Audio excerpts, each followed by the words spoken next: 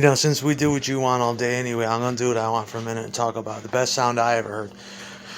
Dude, Stratocasters, that was my first love. You know how over time you remember your first girlfriend and it doesn't even fucking matter anymore?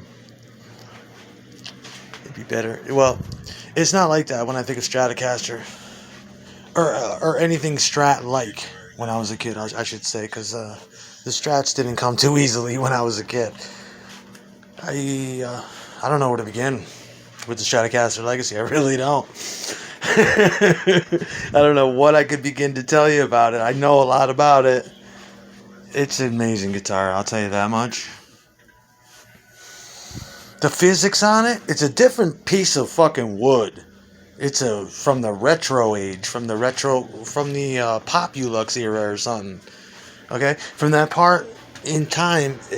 Actually, it is. It's 1958 or something. The design for that, and it's just that piece of wood that's sanded the way it is, is shaped the way it is, the way it's put together. The neck is bolted on. The mechanics is involved with the magnets, all that, and it plays a certain way, and you can do certain with the tremolo arm. You can bend those notes till Christmas, they used to say. You can bend those notes till Christmas. Yeah, you could. And who doesn't love that? When my first couple of bands, when I was in a bunch of other bands where the guitar players would play Les Pauls, like in Fat Mook, and he had one, or Erotics Mike had one. And when you team up a goddamn Stratocaster and a Les Paul, it sounds fucking sick. You take the one guitar, you pan it left. You take the other one, you pan it right. You put 2 rhythm pickups in the middle, if you have to. And then you go to work with that. But usually in a guy's life, I don't know how it is for anybody else, but I'm into my new romances now. I've been married like 6 times when it comes to guitars. I've played them all. Now I'm going through my, as you could see, Les Paul phase. I've been going through it for quite some time. It's the greatest instrument ever made. At times, it can't do what a Stratocaster can do, but it can do much, much more.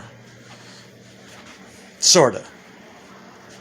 To each its own. See, I learned backwards. Other guys, like I said, they started out on Les Paul types, and that's all they know. I'm surprised they let me in their band with a Stratocaster. Really. But the Stratocaster will bend notes a certain way. You can bend like a step and a half. Starting on the G string. You can bend a step and a half, right? And that's a big accomplishment. That's like bending your G string off the fucking neck to do it. On the Les Paul, with the way the itty bitty frets are and the way it's lined up with the guitar, you can make those jumps in half a bend. And that's the actual math of it. You can, when you bend a Les Paul G up, it doesn't go very far off the neck, but it bends a whole lot of fucking notes up. It's like it gets sharper as it goes up, more precise, the Les Paul, when you play it, up the neck. Whereas on the Stratocaster, it seems to feel like it's most precise going from the 12th fret down.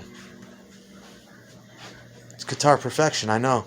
Some of you got it, what I just said, and some of you never will. I have a love for the physics of guitar. Why did you phrase that all in E position? Are you trying to show off or look cool or something? Is that like a cool look or something? I'm like, nah, dude. It just sounds, even on Les Paul, it sounds way different when you phrase the shit. I'll take that note all the way the fuck up, like Bobby Steelwood. It's like, you're phrasing chords at the 12th fret. You're going to be, pretty soon you're going to be an octave above. And it's like, it just sounds heavier in this register. This is the way to play it. We're playing to the song now. This guitar best operates in this pattern. Because a guitar player can phrase B 4, 5, 6 ways. But only certain ways are going to be intonated to the key of that song, to the bass player involved, the singer involved, all that shit. I can go on forever about that. I love the Les Paul. I love the Stratocaster. The Stratocaster was my first slutty girlfriend. First couple I used to play surf music and blues. That was my thing. Is I always wanted to have a surf band too, but I never got one. But I still might do that someday. But it will be amphetamine surf with lyrics. There's gonna be like crack smoking music for ex-punk rockers and shit. That's what it would be. But it would have that drippy fucking reverb spring fucking punch your amp when you get mad, and it sounds like a shotgun goes off because the reverb springs hit the fucking tank. Motherfucker! Whoa, what's going on, man? Your amp! What? You ever do that to the drummer? What the fuck is that? Or somebody who doesn't know, who's never heard reverb. I mean, you guys don't know what reverb springs are. You don't have them anymore. All these young guitar players, all the young dudes, Mott's and Hooples, they don't have that shit. They're like, what the fuck? Is a spring in there? Stupid. I'm like, nah, dude, it's the best. You're gonna want them back someday when you figure it out. Don't you have one? I had a couple reverb tanks somewhere. I had some nice ones. I had Accutronics ones from the 60s that I used to steal out of school amplifiers. I had tons of them. I was always stealing reverb tanks. Plug them into your Fender amp. That's most important, though. The Fender amp, dude. That was the...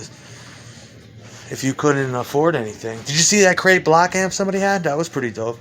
It's only 50 watts, so I bet. Yeah, but so what? I'd mic it. But then it'd be a trade-off. It'd be like, oh, if we hit a smaller venue, we're going to need... I wonder how that would work now.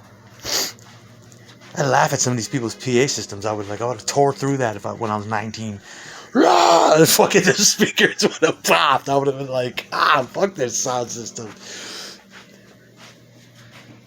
When you go to play places like QE2 and shit, where they have the good 18-inch subwoofers under the stage for you, you're like, sound system gonna bring me back up right. And you were dancing like Michael Jackson across that shit because the floor would be buzzing. Oh my God! Where you hear your band louder than you've ever been. Ridiculous loud. Alright, guys, this is getting a bit panicky here. It's real loud.